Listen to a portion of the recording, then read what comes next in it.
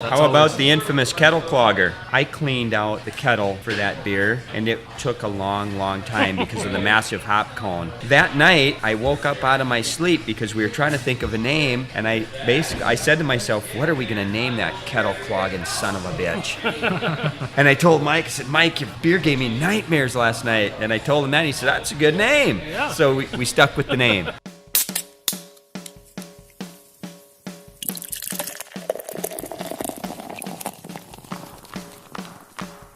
Cheers.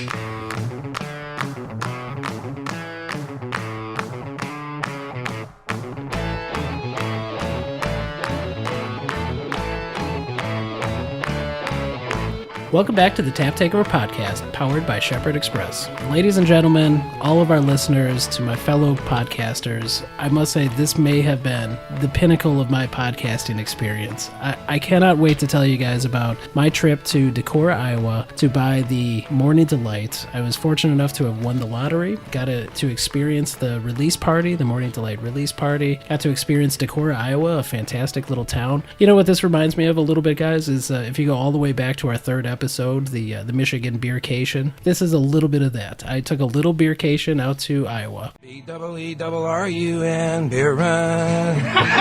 B-double-E-double-R-U-N beer run. And the best part is we just cracked into one of the bottles that I was able to buy. Guys, give me your first impressions of the highly sought after Morning Delight from Toppling Goliath. It's intense, man. It really is intense. Right away, the smell is, you get the syrup for sure. But when you taste it, man, that coffee just hits you. It's smooth. I mean, it's great. I see why this is like one of your favorites. And you know, the best part about the syrup, Clark Lewey, the owner of Toppling Goliath, was telling me when I sat down with him and Mike Saboe, the head brewer, he was telling me that it's actually a family farm recipe on the maple syrup. It's a little bit smoky. It's got a little mesquite to it. Yeah. It's a little bit different than any other maple syrup that you're ever going to try. A real highlight of the interview. Yeah, the maple syrup is huge on the nose. I mean, but it's not overpowering. It's not a sickly sweet smell. You get the good sense of the smoky maple syrup in the nose, and the coffee lingers. I mean, I'm getting, well after I've drunk it, the coffee flavor just lingering on my tongue. And it's a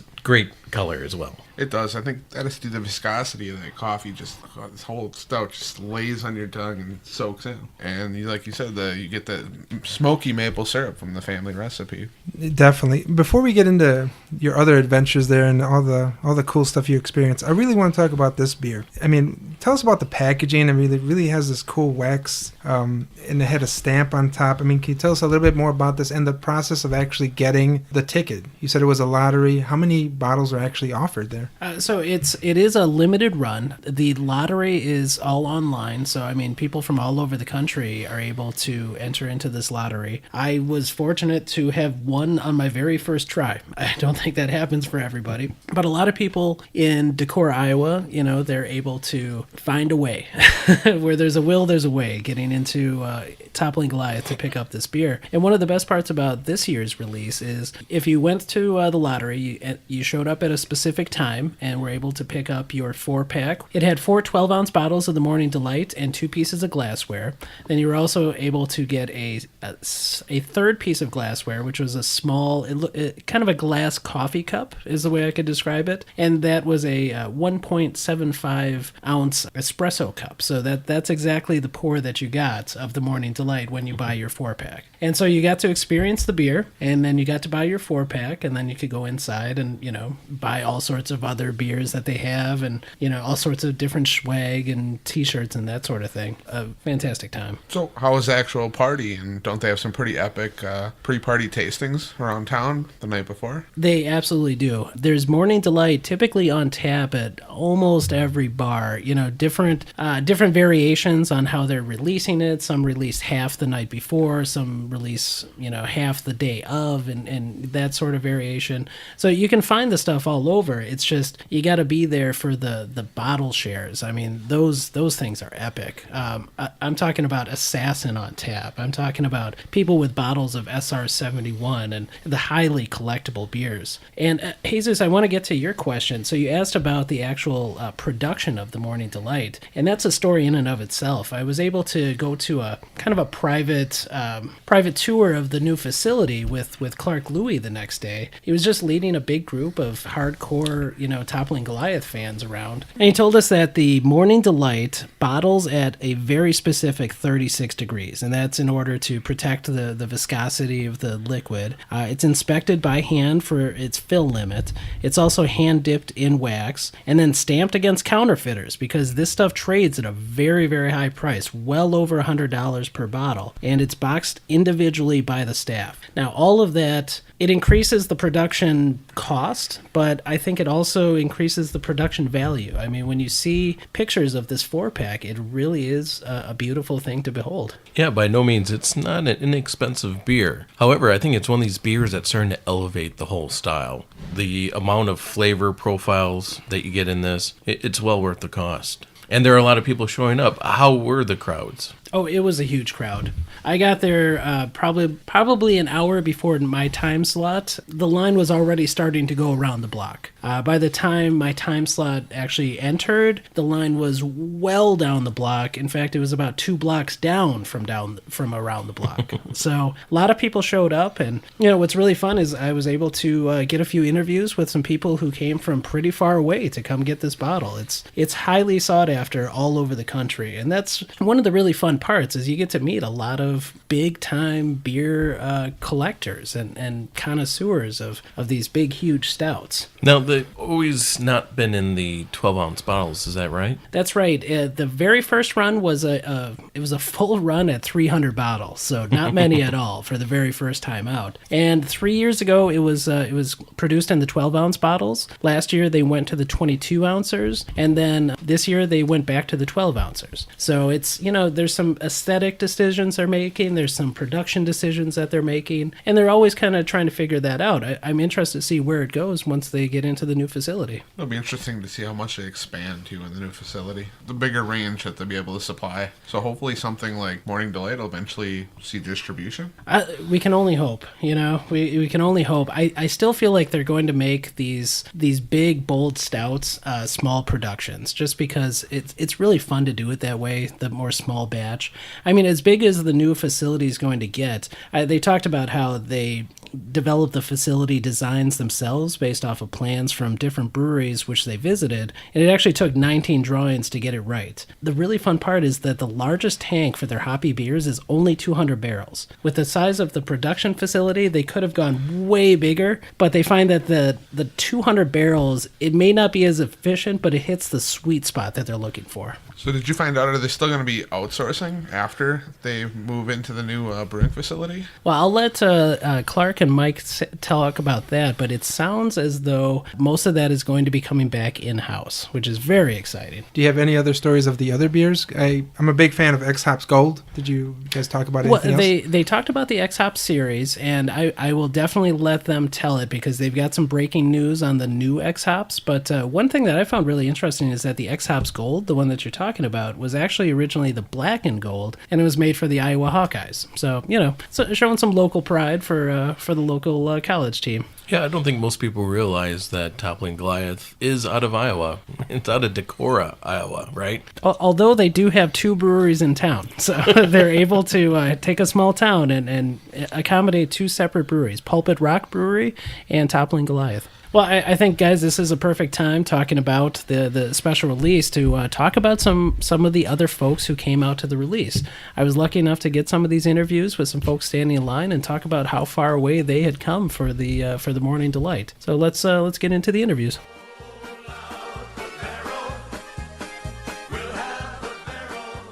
I'm Alex here from the Tap Takeover Podcast, and I'm at Toppling Goliath Brewery for the Morning Delight release today, and I'm here with CJ. And CJ, how far did you come today for the Morning Delight? About 10 hours. Wow, so where are you from? From Central Kentucky. Okay, yeah, that's quite a ways. So did you guys drive through the night, or were you here for some of the festivities last night? We drove halfway yesterday, stayed in Bloomington, and we drove 5 hours this morning.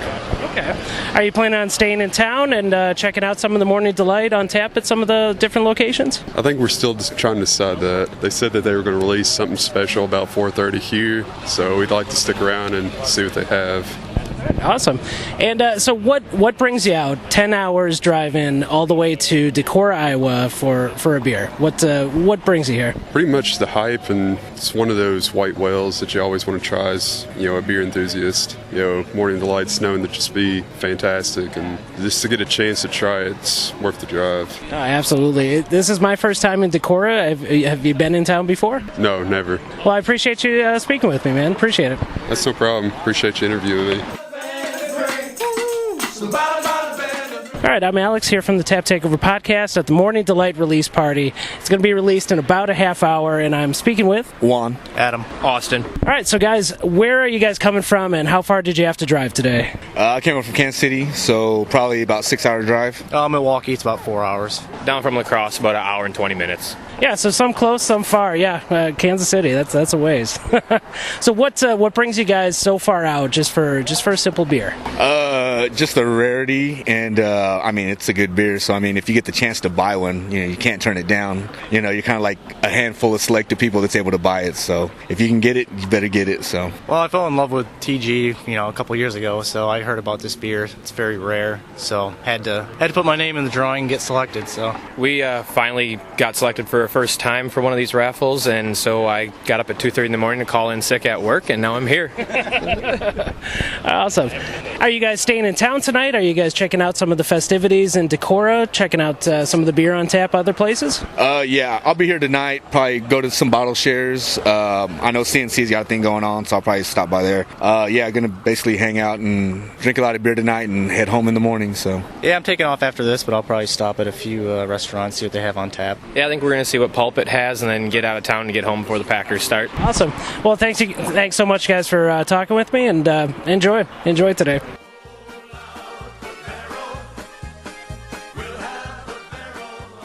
Wow, awesome interviews, Alex. This is like the field of dreams of beers, right? If you brew it, they will come, right? Oh, I can't believe they came from all over. Oh, they came. Wow, that was came. intense. I can't believe it. So let's continue our tasting. What do we got now, Alex? So this was another big release that exact same weekend. This is the Sumo. So it's a Citra and Mosaic hopped double IPA. Huge flavors of pineapple and orange, super hazy. This is just hop juice in a glass. Yeah. What do you guys think of this Hazy, juicy. The description says pineapple. I don't get that. I kind of get the pineapple on the back end.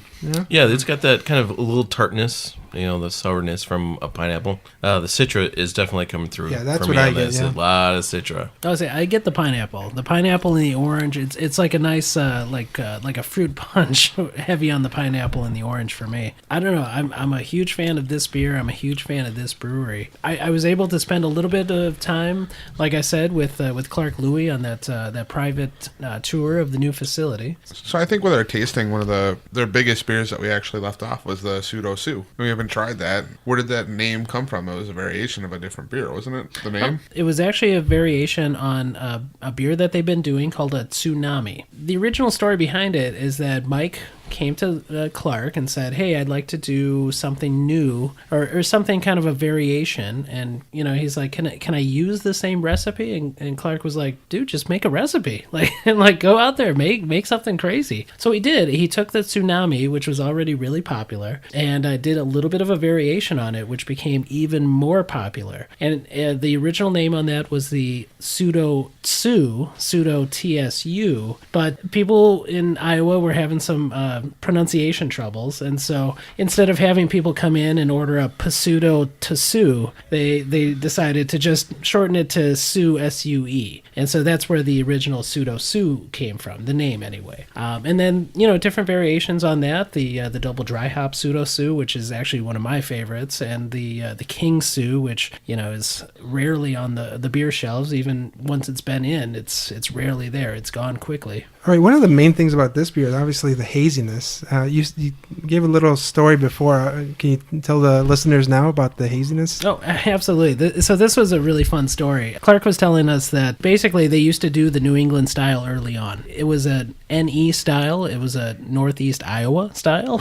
They just dropped the Iowa and it became the NE style. People complained at first when they started brewing it. They said it's not clear. It's not a clear beer like we're used to seeing. And so they took that into account and said, okay, well, we got to brew for our clientele. So they started putting a filtration system on and started filtering it out. It became a very clear beer. And then people came to the brewery and said, what's wrong with the beer? It's not hazy anymore.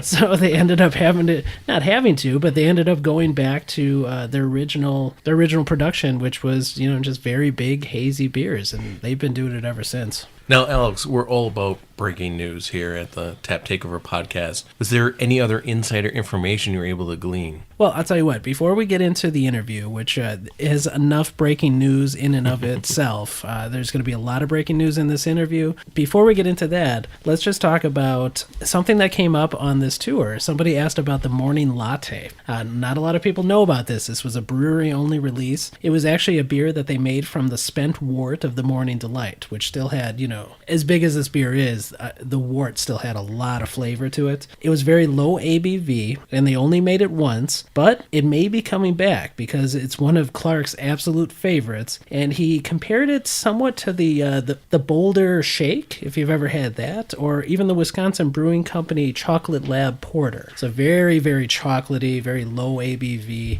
It sounds like a fantastic beer, and a number of people on the tour asked about it. Oh, wow. So yeah, that'll be some fun stuff that may be coming out hopefully sometime soon. But I think it's time to just let the men speak for themselves, huh, guys? Yeah, Let's hear it. let's Yeah, do Let's it. go. All right, let's get into the interview.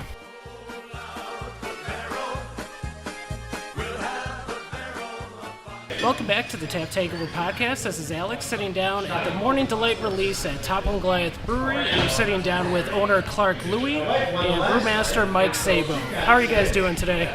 We're doing great. Hi, everybody. This is Clark. Hey, this is Mike. We're having a wonderful and very busy day here at the Morning Delight release. Absolutely. Toppling Goliath, you guys have been going very strong since 2009, and then Mike, you came along in 2010 and kind of added the stout program. So I'd like to talk to you guys about kind of the early days. What got you guys into craft brewing? What was kind of that gateway beer for you guys?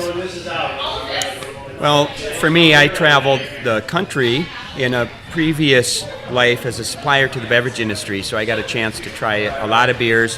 One beer that always jumps into my mind that I loved was Dale's Pale Ale. It was a really great beer, and let's face it, anyone from Northeast Iowa is usually a fan of Spotted Cow and the things that New Glarus is doing over there in New Glarus. So Me, I was part of a exchange program when I was younger, and I went over to Germany, and that's where I was exposed to different beer styles, Pilsners, Hefeweizens, and from there, when I came back, then I started trying some of the American-style craft beer, pale ales, IPAs, big stouts. So tell me about the name Toppling Goliath. Where did that come out of? I'm glad you asked. Toppling Goliath is actually a company my wife and I started as an incorporated company in 2002. And that was a company that helped small entrepreneurs get their business off the ground. It would help them write marketing plans, obtain financing, do grant writing, and so forth. In other words, help people overcome obstacles that they weren't used to. So as that company kind of fizzled out with some other projects I had going, I retained the name and kept the corporation inactive, but still a viable corporation. So when we started the brewing operation, we thought instead of spending the money to start a new company, the global consolidation of beer was already a reality, so the name kind of fit and was kind of fun. And for $5, we did a DBA with the state, and Toppling Goliath Brewing Company was born.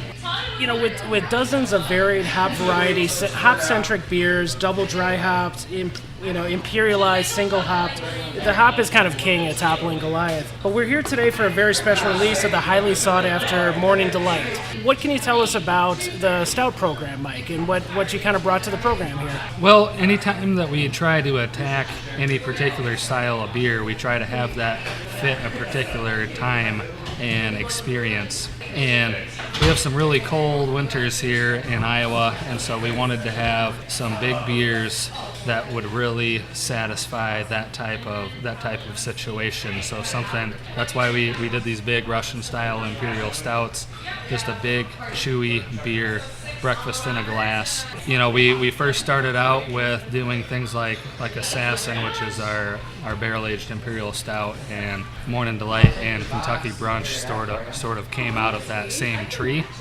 They're just different branches. So it's a lot of fun. We use locally sourced maple syrup in the beer. It's actually a little bit more special than that, but that'll be up to Clark if he wants to divulge the full story there. And then we use coffee in the beer, and it is tremendously laborious beer to produce. We're running production nonstop for about 47 straight hours, and then that beer sits in a tank for, we refer to them as cycle times. So we could have otherwise ran 5 batches of beer through that tank, but just for the maturation and everything we need to do with Morning Delight, it takes up 5 cycles worth of beer. Wow, that's a lot of dedication. So Clark, can you divulge the details on the maple syrup? Yeah, I will. I'll throw that in there. My wife's family has a century farm that is a sugar bush. So all of the maple syrup is made by her family, and that's the only maple syrup we've ever used. It's a pretty special. It's always reduced with green hickory wood. The smoke from the wood is always in contact with the syrup, so it gives it a very unique taste, and it's actually a taste that melds well with Mike's Morning Delight. Yeah, as a person who just tried it for the first time today, I can say it melds perfectly. Thank you. It was a fantastic drink today. What are your thoughts on the cellar aging process? When you guys put out a beer, do you feel like that's the perfect state of that beer, or do you guys encourage folks to lay it down for a little bit in their cellar? Well, this is a fun question for us to dive into.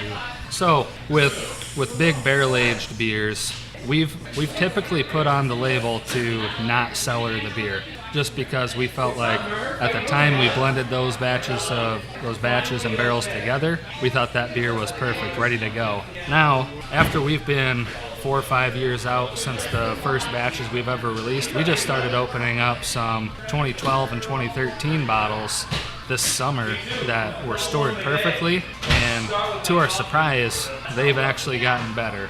And most beers that we've cellared in the past, they don't have a tendency to get better. They at least stay as good, but they don't necessarily improve. And I think the 2013 Assassin we had and the 2013 Kentucky Brunch that we tried within the past few months, I thought both of those were the best bottles. They were amazing. I've ever experienced. They were amazing. And I'm going to throw into something a lot of people get confused about what cellaring is. For the majority of the beers that you're cellaring, the colder and the darker, the better. In the basement doesn't cut it. If you really want to store that beer perfectly, you'll have it stored under 40 degrees with the bottle upright, unless it's a corked bottle, the bottle upright, because typically most beers have oxygen scrubbing crowns, and you'll keep that beer cold and dark, and that really flattens the trajectory of how that beer is going to age.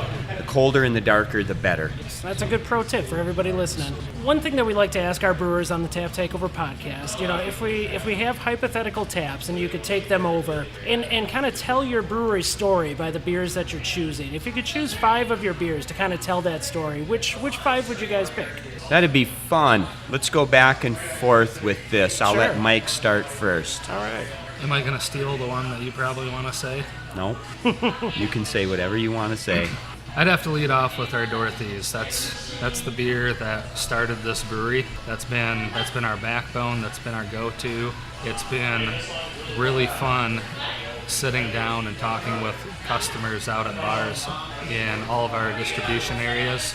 Dorothy's, when people sit down and try it, it's just got staying power. People love it. It's an old world style lager.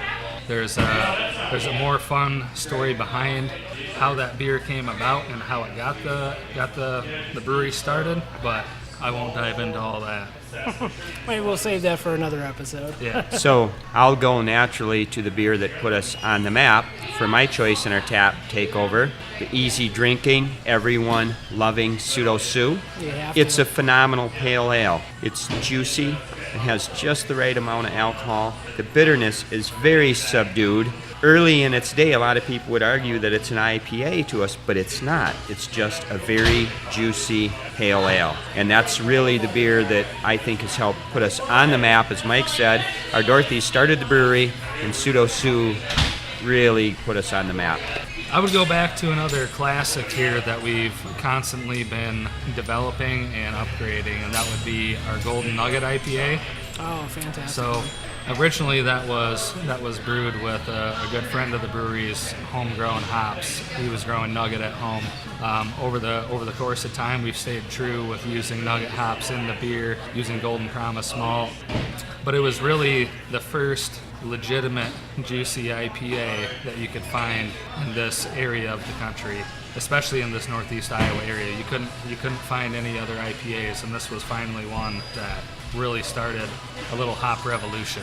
Next, I'm going to move right into a double IPA. You've got to have that on tap. The only problem is we've got to have two for this. All right. So my fourth choice is King Sue and Sosis. They are both tremendous representatives of their hop. King Sue, the Citra hop, and Sosis, the Mosaic hop. Yeah, if you're looking for King Sue, you'll probably recognize the empty shelf on the liquor store. Yes. Where it had been for about an hour and is completely sold out. And we're fortunate for that. Absolutely. So tell me about that evolution of the Pseudo-Sue into the double dry hop Pseudo-Sue and the King Sue. Where did you guys decide to make that departure and kind of expand on that one line?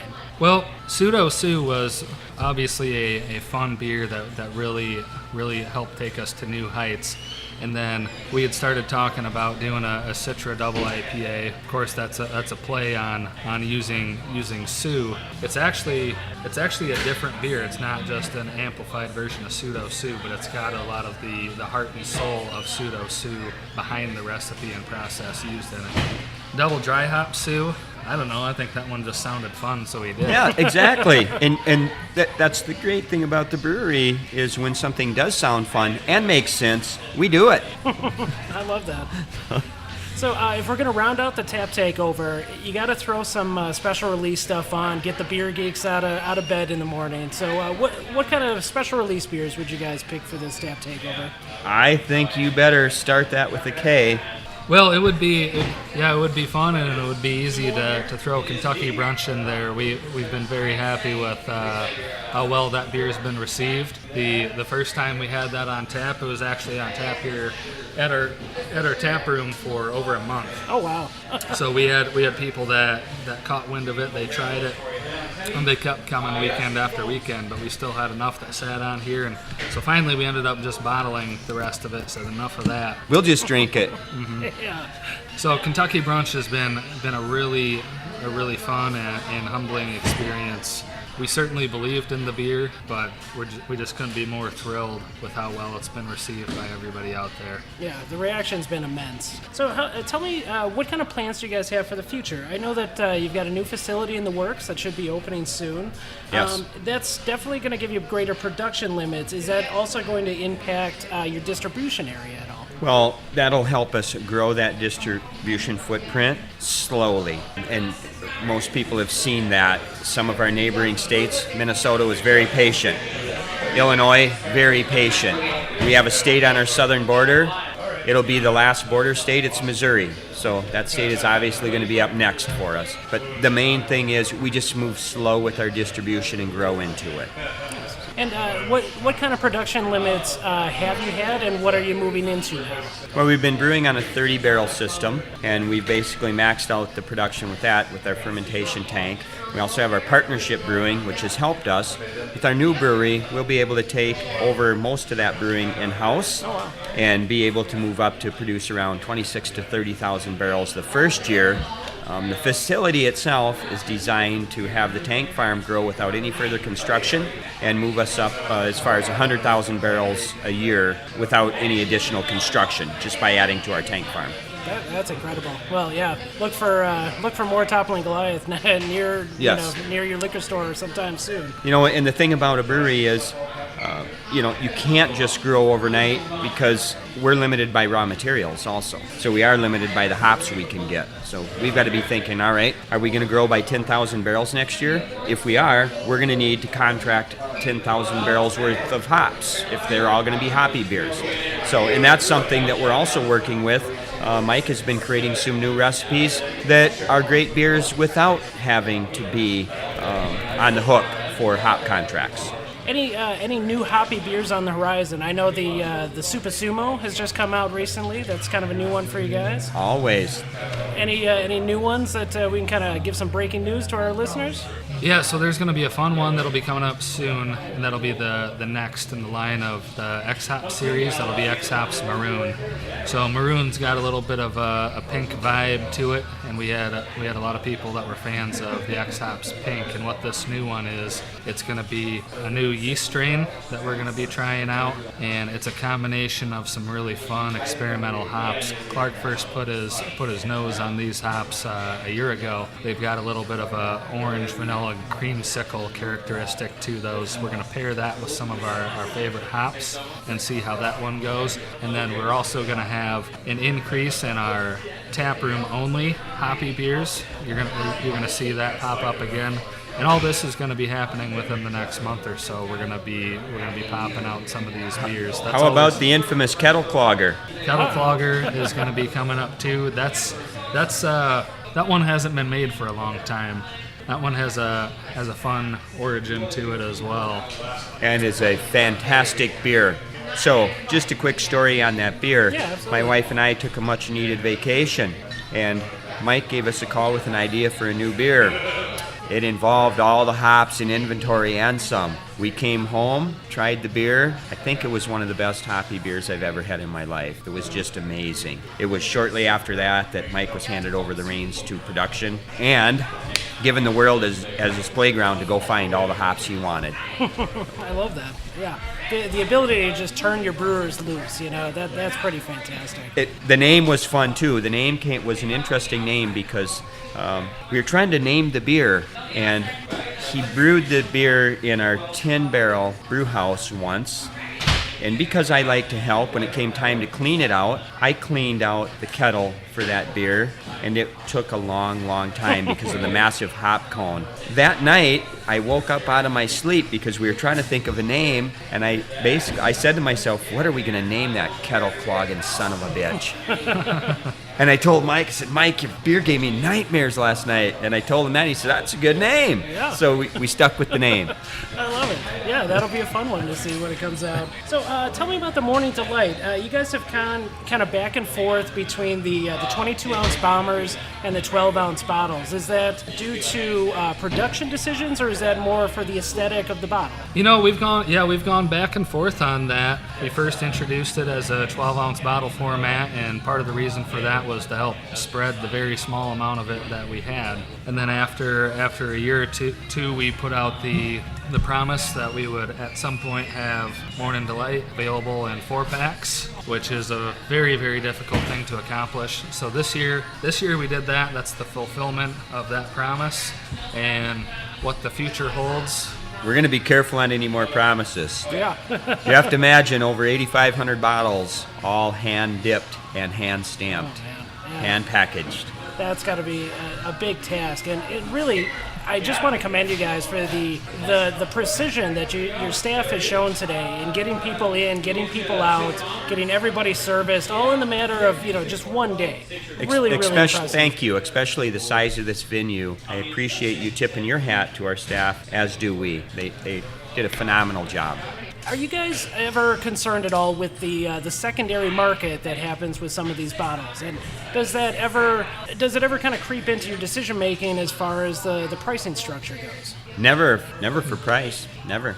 No, we focus on making beers that they certainly have a bit of a hedonistic flair to them. We don't skimp on any ingredients. We make them what they need to be, and the price that we charge is just what it needs to be. It's fair for us. Mm-hmm. The one thing that annoys us is people selling our beer before they own it. That's the only thing we think is a no-no. You don't own it yet. It's not for sale yet. We're not going to guarantee you're going to get it if you're selling it for a profit before you own it.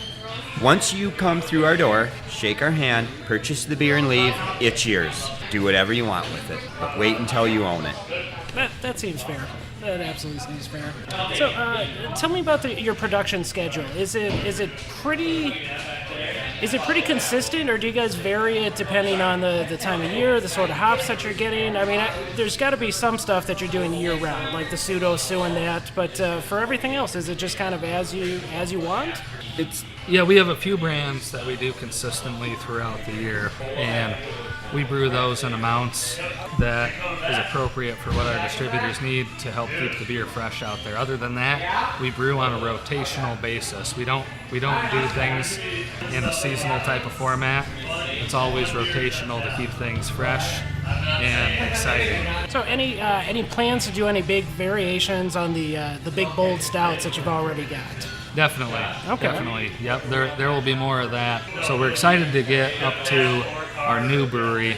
We're excited about the size of the barrel room that we have in there. The barrel room that we're going in probably takes up 40 to 50% of the current building that we're in. So we have a huge ability to fill up more barrels with the brew house that we have, and we have room for storing the barrels and storing them in an ideal type of form, keeping track of humidity, temperature, everything that we want to be able to tightly monitor the performance of those barrels. Nice. Any thoughts on ever putting the Morning Delight into a barrel? I know a lot of people have been kind of clamoring for that. That's what Kentucky Brunch is. It is the barrel aged form of Morning Delight. Okay, yep. Perfect. So what about a lot of people asked us when we told them that we're going to be interviewing you guys about the SR71. Any plans to start producing that again, or was that kind of a one-time deal? So we've actually released SR71 two times. The first one was a draft-only version that we did back in 2013, and then the most recent one was the one that we bottled and wax-dipped, and that would have been in March of 2015 that was released. The way that I would answer this is SR71 is certainly not gone forever. We have a couple other experimental stouts that will be popping up. I don't know if we're ready to release what the names of those may or may not be, but one thing that we've always used SR71 for is, just like the aircraft that it's named after, we're trying to break ground. We're trying to be highly experimental with our different techniques and processes that we're applying to those. And so everything that we learn out of SR71, we take that technology and we plug that into what we do with Assassin and some of our other stouts. Yeah, so there's a little bit of SR71 in all the big stouts. Yes, absolutely. I love that, yeah. And one other question I had for you regarding your graphic artist who does the label art for you guys. Her name is Sarah Headland. Sarah Headland, and she's actually the person I talked to who helped set up this interview. So thank you, Sarah, for putting me in touch with these guys. Tell me about what the aesthetic of the beer is. I mean, for me, my very first can of Pseudo-Sue, I plucked it off the shelf because of that metallic dinosaur, the metallic T-Rex on the can. How important is that for you guys and for your branding and your image? We feel it's really important to have the overall aesthetic of the beer and the packaging that the beer goes into, to have some continuity with the overall experience that we're trying to put out there for anybody who's buying our beer. So when you're picking up a bottle of the beer, it's something that looks cool. It starts to draw you in, starts to paint a picture of what that beer is going to be like in your glass. And then when you open that bottle and you taste that beer, everything delivers. Everything feels continuous. There's no off notes. There's no disjointed pieces to that puzzle. Awesome. I think that'll pretty much do it for all the questions I have, and we're at that 25-minute mark. I know you guys got to get back to it. You got another crowd about to come in. Just wanted to say thank you guys again for being able to sit down and tell me all about your brewery, and hopefully we'll be able to get back down to Decorah and speak with you guys again. Boy, we hope so. It'd be fun to have you out at our new facility when we open. Absolutely. Give you a tour and let you tell the public what you think of it. Okay, sounds good. Thank you guys so much. Thank you. Cheers, everyone. Cheers.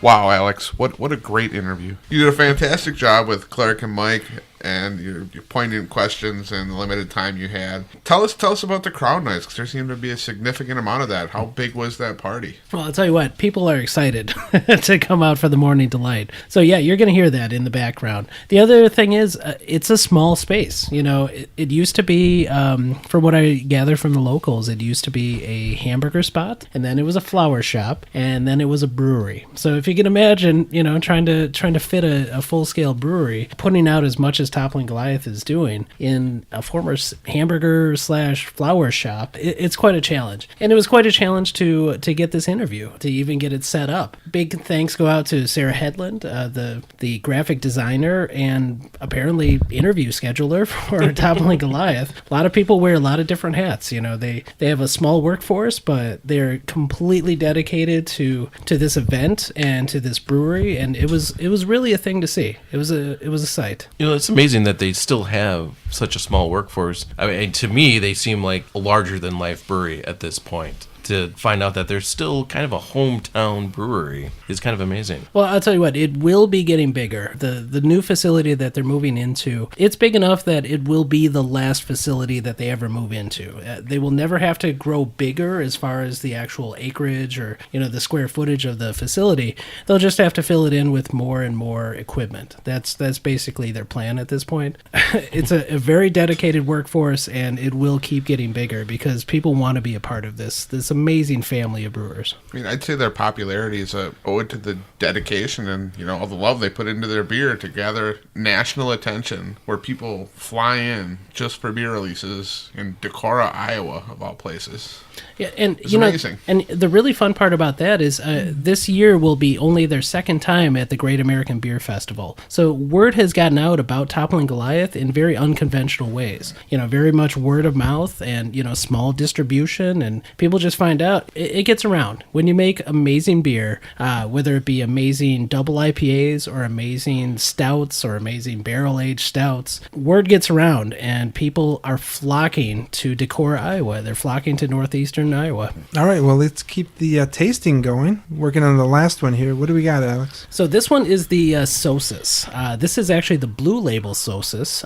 So for our promotional video for this episode, we did the Red Label. Very similar. They're both single hop, mosaic hopped beers. Are you guys tasting any difference in the Blue Label compared to the Red Label? I am not. This is definitely a lot of mosaic coming through. I think it's just label art. I think it's definitely a showcase of the mosaic hop. Who knows? Maybe it was just the artwork changed. I really can't tell the difference at all. Pretty much, I mean, if you're not a fan of the mosaic hop, I mean, this could be your siren song to lure you in. It's a beautifully made beer, and it's absolutely delicious. Yeah, it really does showcase that mosaic. And the label work actually has something to do with that mosaic, you know, the mosaic artwork. It's a fantastic beer. It's not quite as big as that Super Sumo. It's not quite as big as the King Sue or those kind of beers, but super passion fruit, tropical. I mean, the tropical flavors that are wafting off of this thing are just incredible. Also, this beer is a lot more accessible too. Like, you're more likely to find this at your local craft beer store than you are at King Sue, or definitely much more than you will find at Super Sumo, right? I mean, it depends. We were blessed to get in the Wisconsin market Toppling Goliath earlier than the rest of the nation. I mean, that Super Sumo right now is, I mean, people are trading that all over the country for, you know, Treehouse, Trillium. They're sending those out, you know, out east, and we're getting that beer back in Wisconsin. So to us, it's one thing, but to the rest of the country, because they only distribute, I think, in 3 states right now. They just started in Illinois. Illinois, I think, hasn't even started getting the bombers yet. That's true. And not to harp on the point, but it needs to be said again. Find these fresh. You want to find these beers fresh. They're at their absolute peak within the first couple of weeks. And it's not to say that they're a bad beer after that, but there is a difference. There is a difference to the beer that the brewer intended you to try, which is best tried within the first couple of weeks, and there's the beer that you could try 4 months later, but it's going to be a little bit different. Yeah, because there is some oxidation that occurs, and oxygen is not hop's friend by any means, so you want to get these guys and drink them as soon as you can. Gotta love these big fruity IPAs. So I think that's going to do it for us here. We're almost out of the Sosis, and looks like we're almost out of beer, guys. So for a very, very special episode for the Tap Takeover Podcast, thank you again to Mike Saboe and Clark Lewey for sitting down with us. What an amazing experience you guys gave out in Decorah, Iowa at the Morning Delight release party. Let's have a nice cheers for Toppling Goliath here, boys. Yeah. Cheers. Yeah. Cheers, guys. This has been a solid non-fail production.